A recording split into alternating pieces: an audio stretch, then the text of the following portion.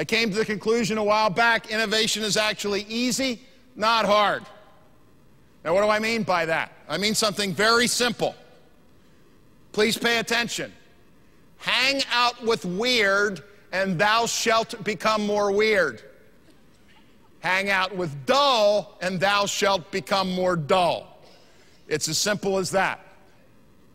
Now, I had this brilliant flash, and I thought it was one of the most original things I had ever thought in my entire life, which, of course, is why I was a little bit nonplussed when I discovered that somebody had already written a book about it 5 years before.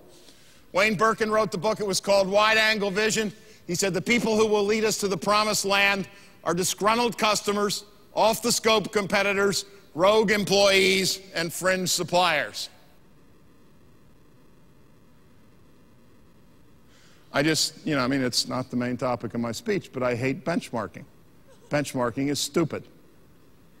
Why is it stupid? Because we pick the current industry leader, and then we launch a 5-year program, the goal of which is to be as good as whoever was best 5 years ago, 5 years from now. Which to me is not exactly an Olympian aspiration. As two professors said in the Financial Times article a while back, to grow, companies need to break out of a vicious cycle of competitive benchmarking and imitation. I want you to download this slide from my website and use it as a screensaver. We will read this. I'm almost tempted to say read it in unison. This is an essay about what it takes to create and sell something remarkable. It is a plea for originality, passion, guts, and daring.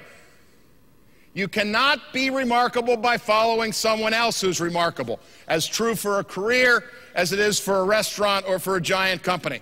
One way to figure out a theory is to look at what's working in the real world and determine what the successes have in common. But what could the Four Seasons and Motel 6 possibly have in common? Or Neiman Marcus and Walmart? Or Nokia bringing out new hardware every 30 days or so, and Nintendo marketing the same Game Boy 14 years in a row? It's like trying to drive looking in the rearview mirror. The thing that all these companies have in common is they have nothing in common.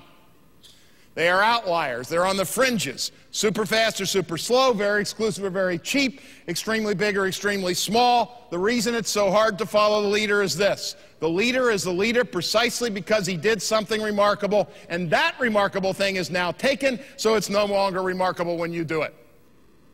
Now, it's a brilliant statement, and it requires a little bit of thought, so download it and look at it at your leisure in a quiet place.